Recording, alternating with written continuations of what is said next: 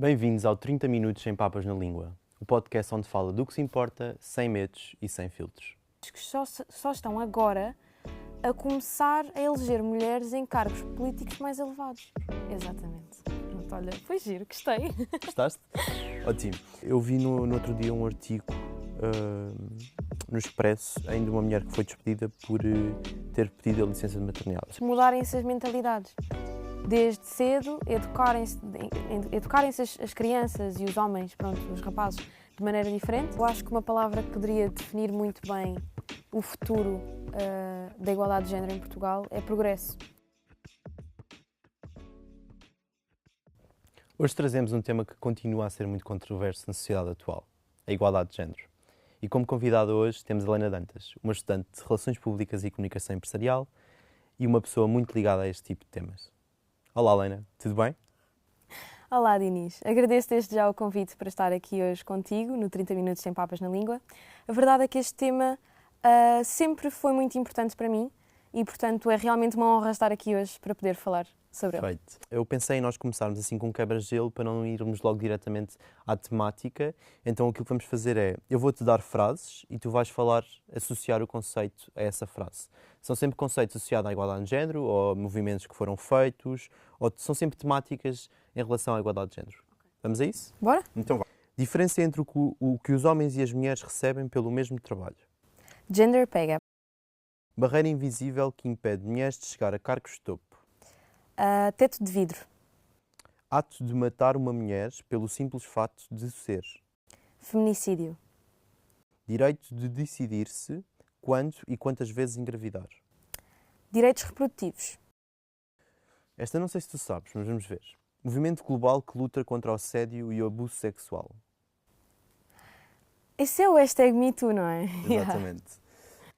Metáfora usada para descrever o avanço limitado das mulheres na política. Teto político. Olha, relativamente a isso, não sei se viste a notícia que saiu, acho que foi a semana passada, mas o Japão noticiou que está pela primeira vez a eleger uma mulher como primeira-ministra. E eu acabo por achar caricato o facto de estarmos em pleno 2025 e termos países que só estão agora a começar a eleger mulheres em cargos políticos mais elevados. Sim, eu, se não me recordo, o nome dela é Sanai Takahashi. Sim, Sanai Takahashi. Olha, Helena, agora eu pensei também, nós trocarmos, o que é que tu achas? Eu vou-te dar aqui um papel e nós vamos trocar e tu vais dizer as frases e eu os conceitos. Vamos ver se do outro ponto, do lado masculino, também aceitas os conceitos. Ok, para mim pode ser. Vamos lá isso. Então, vou começar, está bem? Processo de tratar todos de forma igual, independentemente do seu género. Igualdade de género.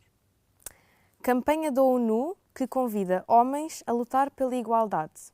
He for she. Violência ou assédio contra mulheres em contexto político. Violência de género política. Sim. Abuso psicológico, físico ou económico em contexto familiar. Violência doméstica. Distribuição desigual de homens e mulheres por setores profissionais. Segregação profissional. E ideia pré-concebida sobre o que é ser homem ou o que é ser mulher. Sobre o que é ser homem ou só o que é ser mulher. Estereotipo. É um estereotipo de género. Exatamente. Pronto, olha, foi giro, gostei. Gostaste? Ótimo.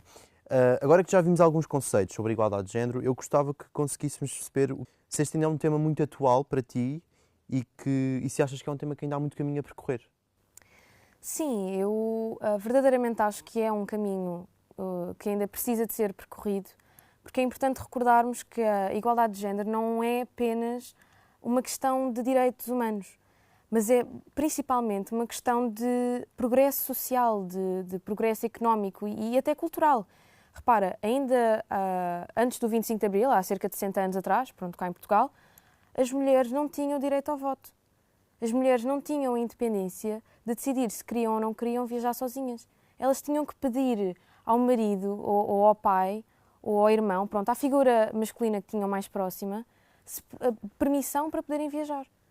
E isto é uma coisa que choca, percebes? E a verdade é que quando as mulheres têm as mesmas oportunidades que os homens, toda a sociedade ganha. Mas a partir do momento em que temos milhões de raparigas em pleno século XXI que continuam sem ter acesso à educação apenas por serem do sexo feminino, deixa a pergunta, será que nós vivemos realmente numa sociedade igualitária? Sim, e parece que toda a gente fala sobre o tema, mas poucos agem em relação a ele, não achas? Sim. Tudo começa na educação, a meu ver. E eu acho que nós devíamos começar então por aqui, a educação. O que é que tu achas que devia mudar na educação e porque é que a educação é alicerce de tudo para este tema?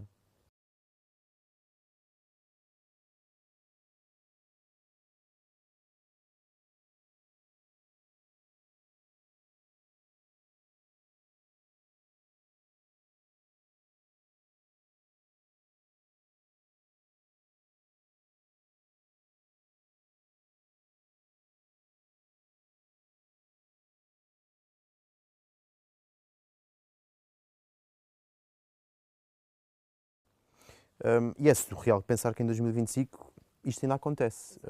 Mas há bons exemplos. Vamos ver um, por exemplo, no Bangladesh, o Female Stipend Program deu bolsas de estudo a raparigas do secundário e conseguiu aumentar as matrículas e reduzir os casamentos precoces. Portanto, há países que estão a adotar normas e formas de resolver este problema, porque isto também é um problema muito intrínseco e cultural, não é?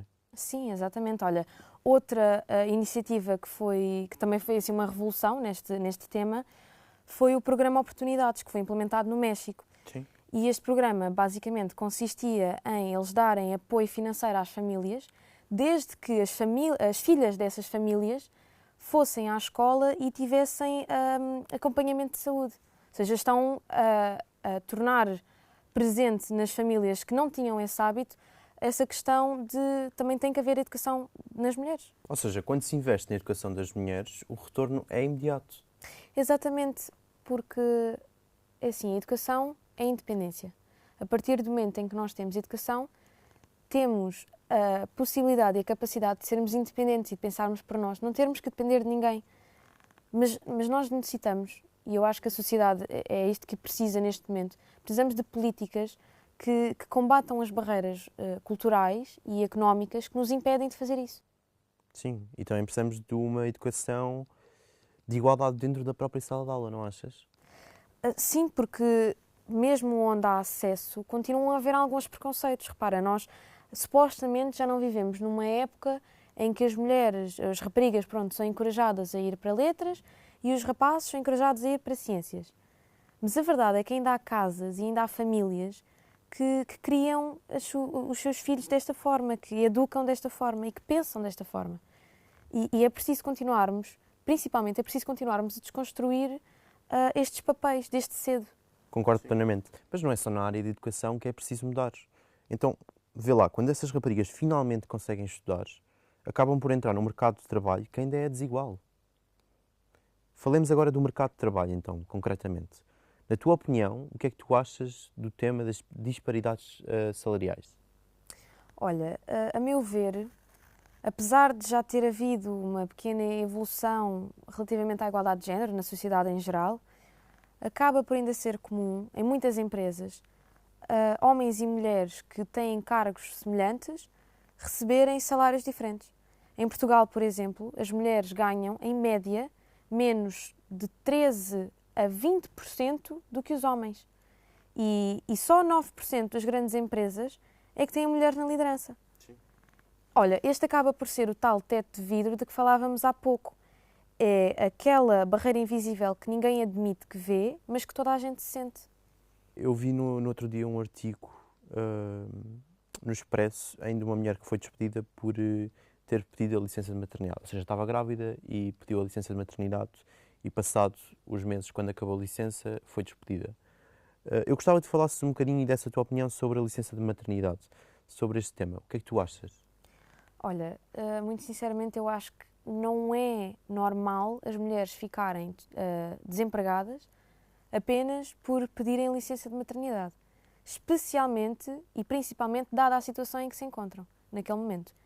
Toda a gente tem o direito de constituir família e não vai ser uma entidade patronal que vai limitar esse direito. Até porque, se não me engano, mas tenho quase a certeza absoluta, os homens também têm o direito de pedir a licença parental. Sim. E há quem diga que não é discriminação, mas é uma diferença nas escolhas. Pois, repara, esse exemplo é muito usado, mas esse exemplo acaba por ignorar o peso dos estereótipos e da carga mental. Sim. Quando uma mulher é sempre vista como cuidadora, por exemplo, não é? Porque é o facto, isso acaba por ainda ser visto hoje em dia, das três uma, aliás, ou ela acaba desempregada, ou ela acaba a trabalhar em setores menos valorizados, com baixo valor, ou sente-se desvalorizada no local de trabalho. Ou seja, continua a trabalhar onde está, mas sente-se desvalorizada. Então tu achas que a solução passa por mudar as mentalidades, mas também as estruturas, não? Exatamente.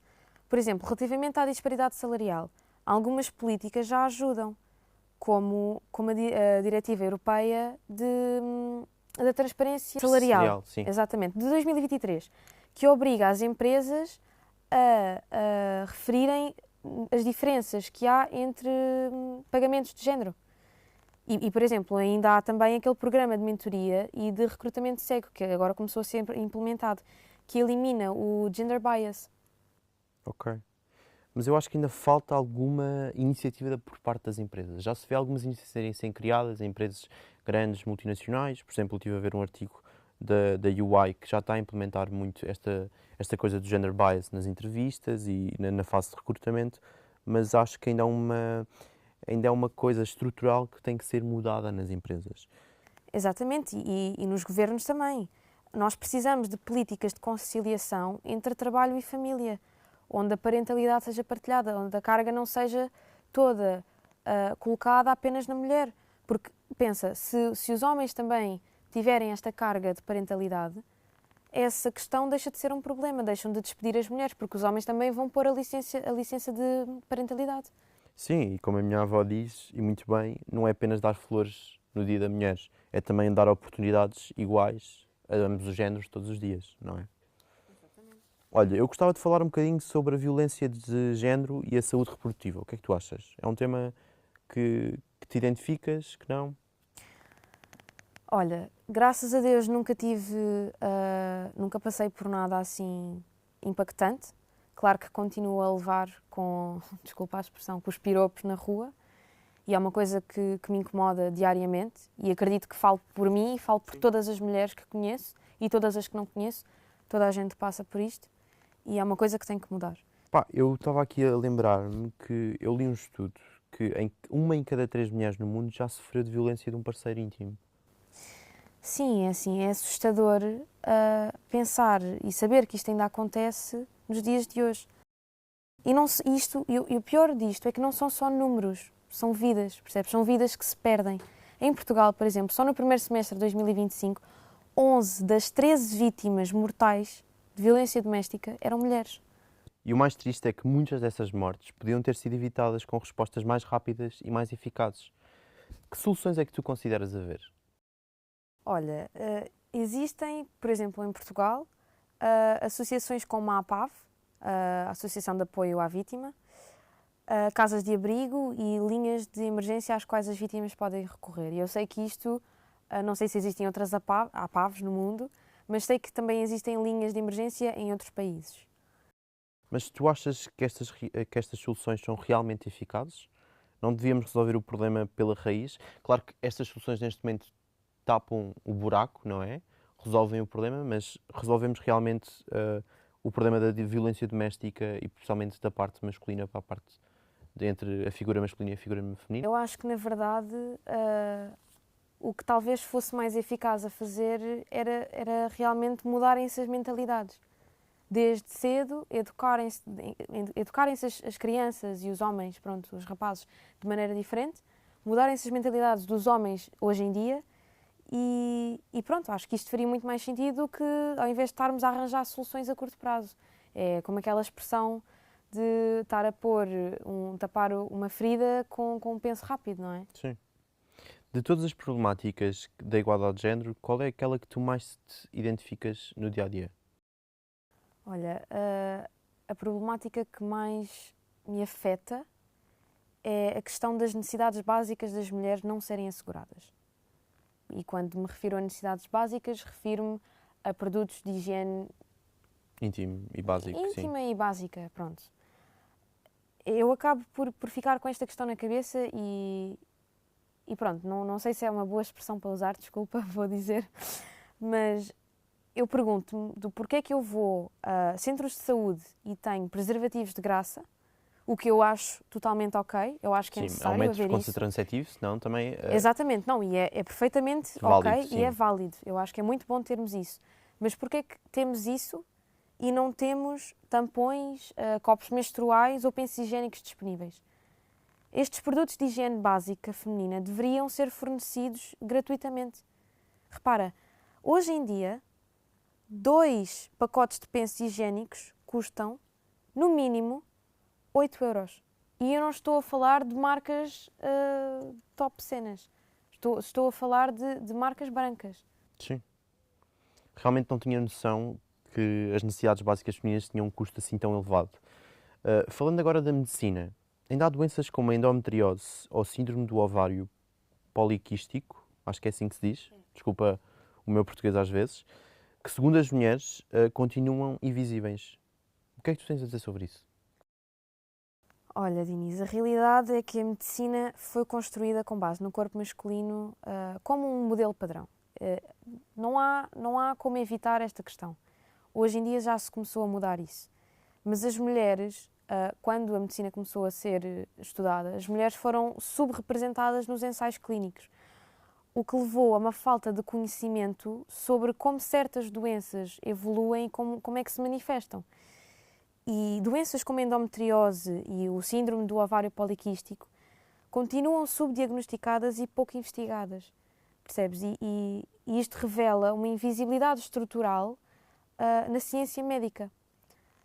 Mas repara, como ia a dizer há pouco, já têm havido alguns avanços na medicina, nomeadamente diretrizes que obrigam à inclusão de mulheres nos ensaios clínicos. Mas isso é apenas o começo. Percebes? Sim. É preciso... Há muito caminho por trilhar ainda, não é? Exatamente. E os mídia? Vamos falar aqui um bocadinho dos mídia. A teu ver, achas que os mídias são espelho ou são um motor da desigualdade? Olha, eu acho que... eu acredito que acabam por ser as duas coisas, porque podemos ver que durante décadas nós tivemos a mulher a ser objetificada, que é uma realidade, isso aconteceu, as mulheres a serem mostradas como cuidadoras, as que limpavam a casa, faziam o jantar, e que pronto, que o seu papel era estar em casa. Sim. E tens algum exemplo positivo mediático? Por exemplo, falámos há bocado do movimento He4She, que é um movimento positivo esse que é um vem movimento muito positivo. pôr no mesmo pedestral os homens e as mulheres em relação aos seus direitos e deveres, não é? Na sociedade. Sim. Mas tens outros exemplos também? Era isso que eu ia dizer. O He4She é um ótimo exemplo, e eu acho que principalmente séries e filmes que têm saído, não sei se já viste o Sex Education. Sim. Eu acho que é uma série incrível para falar sobre isto, porque ajuda realmente a dar uma maior percepção sobre os diversos papéis que existem. E o filme da Barbie, que saiu agora em 2023, criou uma onda de abertura para se falar sobre isto. E ajudou a trazer o debate também para o público jovem, não só. Houve muitas mulheres que se identificaram com aquilo que foi dito no filme, não sei se chegaste a ver, eu vi, pessoalmente, e também fiquei impactada com aquilo, mas eu lembro-me até de ir ao cinema e de ouvir mulheres a chorarem sobre aquela frase que a Barbie disse. E, portanto, acho que estes filmes e estas séries que estão a começar a surgir e que estão a começar a impactar as pessoas são realmente importantes para abrir o debate sobre isto. Sim. E agora, para terminar, eu gostava que tu me dissesses uma palavra que defina o futuro da igualdade de género em Portugal. Ou aquilo que representa para ti a igualdade de género em Portugal para o futuro. Eu diria progresso. Ok. Porque, e peço desculpa se me estou a repetir, mas a verdade é que isto já foi referido muitas vezes nesta entrevista, e nesta conversa, mas a verdade é que já houve, de facto, uma grande evolução relativamente à igualdade de género. Já deixámos de ter papéis tão presentes que criavam esta disparidade entre o que era ser mulher e o que é ser homem. Mas ainda há muito caminho a percorrer. E eu acho que nós já dissemos esta frase imensas vezes. Mas a verdade é que ainda há muito caminho a percorrer. E estamos num bom caminho. Eu acho que estamos encaminhados. E principalmente o público jovem, eu acho que está a criar-se aqui uma capacidade de responder a esta necessidade de haver uma evolução. Lena, obrigado por esta conversa. O que é que achas que cada um de nós pode fazer? Olha, eu acredito que a mudança começa nos detalhes. Podemos começar por corrigir comentários machistas, dividir tarefas e, acima de tudo, educar com empatia. Não só os nossos filhos, mas educar o próximo, educar o outro. Não ter que haver... Eu sei que hoje em dia já há muito esta questão da mentalidade de já estar muito construída e não há muito espaço para a mudança. Mas a verdade é que a mudança é necessária. E, acima de tudo, é lembrar-nos que a igualdade é garantir os direitos a todos. Eu acho que uma palavra que poderia definir muito bem o futuro da igualdade de género em Portugal é progresso. Porque nós já fizemos muito progresso até agora. Já progredimos bastante. Já houve uma grande mudança, nomeadamente em questões básicas. Mas acho que ainda há muito que podemos fazer. A igualdade constrói-se no cotidiano. E fica a pergunta para quem nos ouves. A igualdade de género ainda é necessária em 2025? Contem-nos nos comentários, contem-nos o que pensam sobre este tema. Obrigado, Lena, mais uma vez, por estares aqui connosco. E voltamos para a semana com outro tema. E espero que tenhas gostado e que esta conversa tenha-te trazido tanta harmonia como me trouxe a mim. Olha, Diniz, agradeço imenso pelo convite, mais uma vez. E olha, que nunca nos falte voz para falar sobre isto. Voltamos para a semana com mais um episódio de 30 minutos sem papas na língua. Obrigado. Diniz Pinheiro, apresentador, autor, editor. Lena Dantas, convidada, fotografia. Nicole Torrealba, câmara, autora, editora. Porfírio Gonçalves, autor, editor, som. Inês Pato, câmara, autora, editora. Gabriel Carvalho, autor, editor, som. Joana Adrião, autora, editora, fotografia.